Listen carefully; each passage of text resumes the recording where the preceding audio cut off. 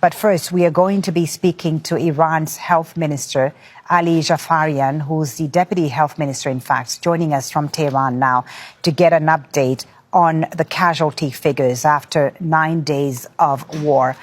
Minister, thank you very much for joining us on Al Jazeera. It's been 9 days now since the conflicts began, since the attacks, the US-Israeli attacks began on Iran. Can you give us an update on the casualties, the number of people killed and injured in these past 9 days? Yeah, good day. Thank you for the time. I can very briefly introduce to you what has happened in the past 9 days. We have had more than 12,000 people wounded and 1,255 people killed, aging from 8 months to 88 years old. 200 of those people who were killed are women, and 200 are less than 18. And as everybody know, 168 children were killed in the Minab Elementary School. We have 55 healthcare workers wounded and 11 killed, including 4 physicians, 2 nurses, and 3 emergency workers. 29 clinical facilities are damaged. 10 out of them are, inactive now, and we have to evacuate the patients from other 7 centers, hospitals in the country. We have more than 200 cities involved by the attacks from the United States and Israeli regime. We have had 52 health centers damaged, 15 ambulances, and 18 pre-hospital emergency service damaged or destructed till now. Minister Jafarian, as you know, the Israelis and Americans say that they've been targeting military sites, mostly military installations. But can you tell us how many civilians in all? You mentioned the number of women and children killed, 200, I think you said. Out of the 1,000 of people, more than 1,000 of people killed in these 9 days, how many civilians? Because the Israelis and Americans insist that they're only targeting military installations. No, as I said, most of these 1,255 people who were killed are not military. They are civilians. They were living in their homes or their workplace, and they are injured by the attacks because many parts of the cities are attacked. Not all are military bases. There are some in neighborhoods, and most of these people are not military. Most of them are civil people. Are hospitals in Iran right now, whether in the capital Tehran or elsewhere, are they able to treat the injured people? Yeah, all of our hospitals are working, except that 29 hospitals that are damaged and could not work anymore.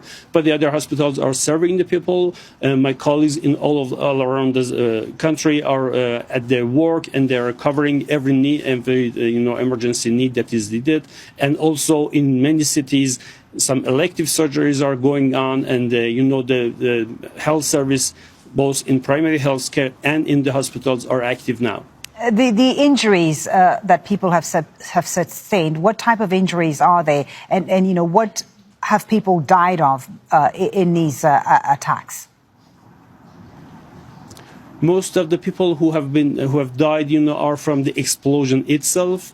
But the injured people who are transferred to our facilities mostly have 2 types of injuries. One is the burns, and the other one is the crash injuries. So this is the main reasons for the injuring people in the country, and according to the attacks. We saw a thick plume of black smoke over Tehran on Sunday after an oil refinery was attacked. What impact is that having on the population, on the population's health? On Saturday night, we had 3 strikes in 3 corners of the Tehran. The Tehran is a city of 9-10 million population. And on the Sunday morning, the sky was black. And there was acid rain in Tehran. That may cause some respiratory problems for those, especially those who are at risk, like elderly and kids. And the whole city was dark till the afternoon yesterday. It also have some bad effect on the soil because this acid rain will go to the soil and makes this polluted.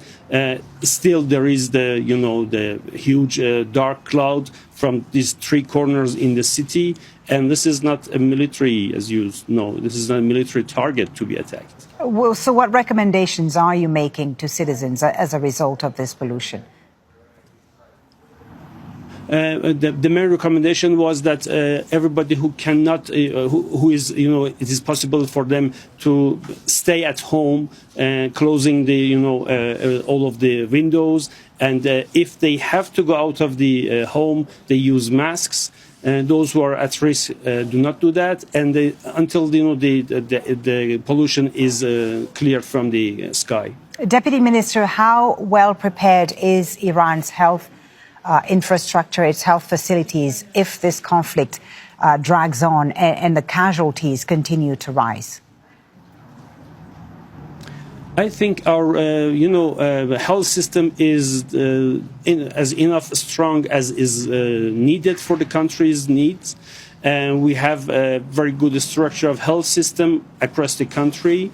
We have medical universities who cover both health and education. So in each province, we have the system by itself is working independently if needed. And the Ministry of Health is, supporting them and covering all of the needs. We are trying to have drugs and medical equipments in spite of the severe sanctions against our country, which makes some problems. But still, we are working with that, and we have the way to import what is needed from outside. Our pharmaceutical companies are working. They are producing the drugs that is needed for the country. So I think we have as much resilience as we need for these attacks if it's be longer, but I hope that would not be so. All right, Dr. Ali Jafarian, thank you very much for talking to us from Tehran. Dr. Ali Jafarian is Iran's Deputy Health Minister, joining us from the Iranian capital there.